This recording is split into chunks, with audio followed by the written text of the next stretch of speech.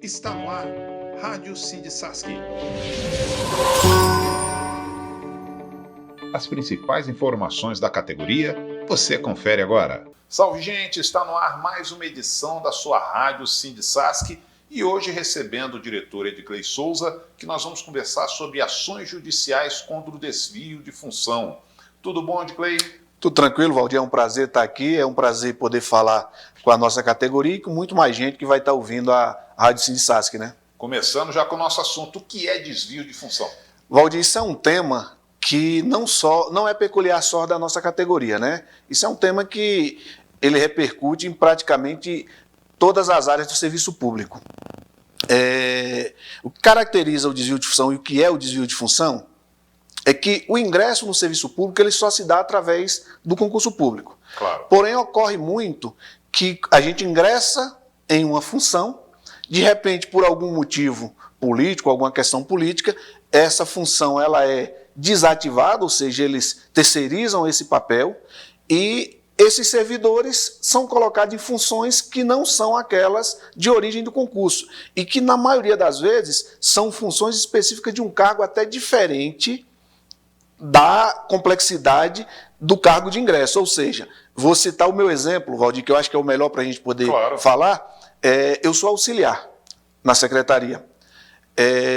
Quando eu ingressei na carreira, o auxiliar tinha papéis já descritos como o vigia, como a pessoa da área de limpeza, copeira, merendeira, e todas essas especialidades foram privatizadas, terceirizadas. E, consequentemente, nós passamos a fazer atividades que é do técnico. Sim.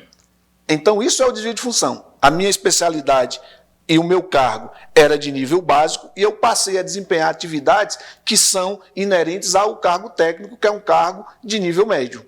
Agora, Edgley, existe algum motivo, assim, por que o Estado coloca servidores em desvio de função? Existe algum motivo que o Estado alega?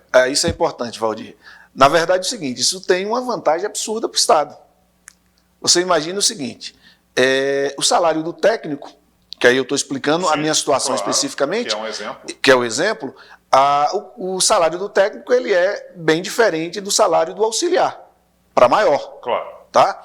Uma vez que eu pego uma mão de obra e passo essa mão de obra para executar uma atividade que é do técnico, mas ele continua recebendo como auxiliar, há um enriquecimento ilícito por parte do Estado.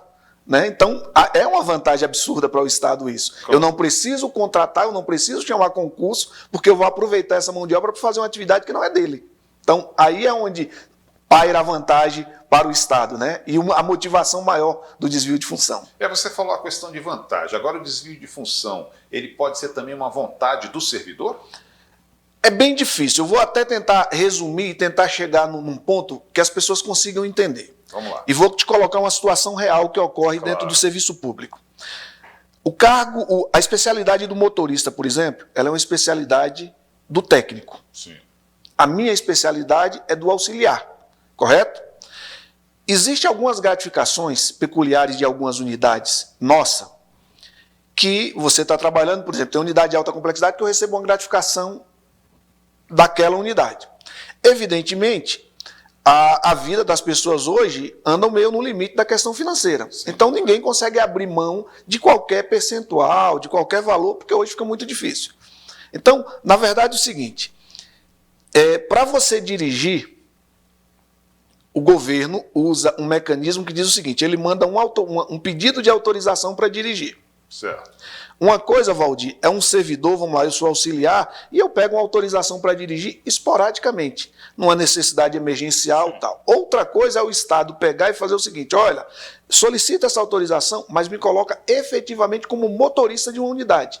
Então, ou seja, o Estado deixou de contratar um motorista, me coloca para fazer aquela atividade, e aí depois diz, mas foi o servidor que solicitou. Vamos lá. Aí quando o servidor diz assim, não, eu prefiro ficar na sua especialidade. Mas a sua especialidade já foi extinta. Né? E aí o seguinte, mas e aí, o que é que eu faço? Olha, se você não aceitar pegar a permissão para dirigir, infelizmente nós vamos ter que achar uma unidade para te lotar. E aí essa unidade, normalmente, você vai tomar uma pancada financeira, porque vai te mandar para uma unidade. E aí, assim, é nesse ponto que o servidor fica encurralado. Ele não tem o que fazer. Fala, eu tenho o que fazer, então. né? E aí a gente fica nessa vontade do servidor é nunca, né? Veja bem, aquele servidor que está nos ouvindo, que está acompanhando aí a Rádio Sindicasc, que ele esteja em desvio de função, ele deve entrar na justiça, Edclei? Com certeza, Valdir. Com certeza. Ele tem que entrar na justiça. Por quê, Valdir? Imagine você o seguinte: o servidor dedica toda a sua vida, toda a sua carreira ao serviço público, Claro. É colocado em desvio de função alheio à sua vontade, né, pelas condições que nós já discutimos aqui, você meio que é encurralado e tem que ir para ali. Houve um enriquecimento ilícito por parte do Estado, o Estado ganhou em cima de você, ou seja, estava te pagando a menor do que deveria. Então é um direito do servidor buscar isso na justiça. Até porque, Valdir, não tem como você ficar fazendo... Existe uma premissa que já é uma máxima, né? Ou seja, para trabalho igual, salário igual. Se eu faço a mesma atividade do técnico, eu faço jus ao mesmo salário. Correto? Então, por isso que o servidor tem que ingressar com essa ação na justiça. E como que ele pode comprovar um desvio de função? Vamos lá, as comprovações. O servidor ele é submetido à avaliação de desempenho anualmente. Né? Todo ano a gente é submetido à avaliação de desempenho. A gente sempre orienta que o servidor, na sua avaliação de desempenho, ele coloque claramente aquilo que ele está fazendo, porque é o correto. Se eu estou dirigindo, eu não posso dizer que eu estou fazendo o papel de um vigia. Claro. Eu tenho que colocar lá que eu estou dirigindo. Essa avaliação de desempenho é uma comprovação. A maioria das nossas unidades existe o livro de ocorrência, né, que aí é descrito quais são os servidores que estão naquele dia, seja plantão ou expediente, qual é a atividade desempenhada naquele dia. Então, tudo isso que ele puder trazer de prova é, evidentemente, bom para poder somar no processo. Tá, e se ele ganhar, se esse servidor ganhar esse processo, ele recebe todos os anos que ele ficou em desvio de função? Recebe retroativo? Não, Valdir. Na verdade é o seguinte, no judiciário, principalmente no que toca o serviço público, você só pode recorrer 5 anos para trás, correto? Então, mesmo que você tenha ficado em desvio de função durante 20 anos, você vai entrar na justiça, você vai ter a diferença, porque na verdade é isso, é a diferença entre o salário da especialidade de origem sua e o cargo que você a especialidade que você está desempenhando durante 5 anos para trás. Então a diferença é só de 5 anos. Você não pode pedir, pode ter ficado 30 anos. Só pode pedir 5 anos para trás. E se ele ganhar esse processo, ele passa a receber pela função desempenhada? Também não. Também não? Isso é outra coisa, porque seria aí uma mudança de nível no serviço público que só é permitido através do concurso público. O que ocorre com o processo judicial, quando você ganha o desvio de função, o juiz diz o seguinte: olha, essa pessoa estava desempenhando uma atividade que não condiz com a especialidade e o cargo dele. Mas como ele desempenhou, o Estado tem que pagar essa diferença do que ele prestou esse tempo de serviço. E que o Estado tome a providência para que isso não volte a ocorrer, né? Porque ele não pode passar essa pessoa para um outro cargo, porque aí ele fere a lei do concurso público. Entendeu? Então não tem como. Ô, Edclei, e o Sindicasc, ele já ganhou alguma ação de desvio de função? Nós já temos algumas ações ganhas, inclusive ações transitadas em julgada já.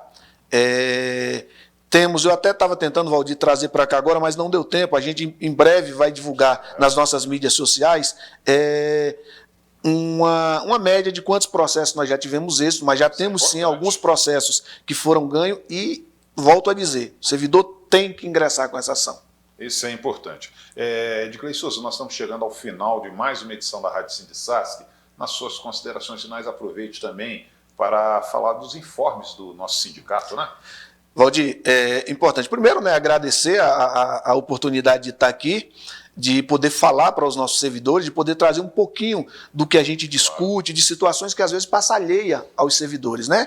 E lembrar o seguinte: o Sindicasc é um sindicato que está aí atuando todo momento em busca de trazer melhorias para a nossa categoria, para a carreira, seja ela através do concurso público, seja ela através de processos judiciais para rever injustiças que ocorreram dentro da carreira. E como que a gente faz isso? Através de mobilizações. Fizemos ontem uma assembleia virtual, né? E teremos uma outra assembleia em setembro, essa presencial. Essa assembleia será no dia 16/9 e ela terá uma paralisação de 48 horas. Então, dizer para todos os servidores que quem puder estar presente, né, você tem as pessoas que estão no grupo de risco que devem estar em casa, devem estar distante para respeitar todas as orientações da saúde aí. Mas quem puder estar presencial, dia 16 nós divulgaremos o horário em breve, tá? E convidar todo mundo para estar presente. Agradeço aí a presença e a comunicação de Edclei Souza, diretor do Sindisasc. Estaremos de volta numa próxima edição da sua rádio Sindisasc. Até lá! Você acompanhou Rádio Sindisasc.